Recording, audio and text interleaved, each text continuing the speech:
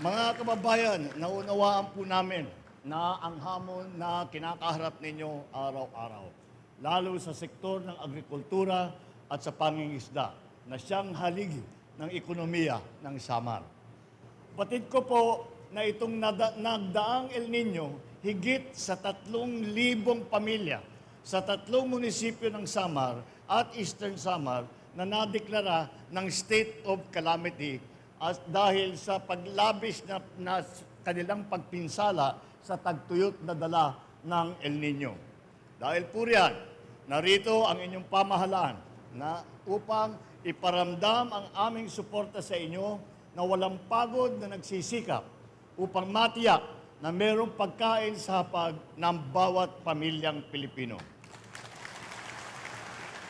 Kayo po na mga magsasaka at mangingisda, kayo po ay ang tunay na bayani ng ating bansa at nararapat lamang na bigyang pugay at suportahan namin ang inyong sipag at ang inyong galing.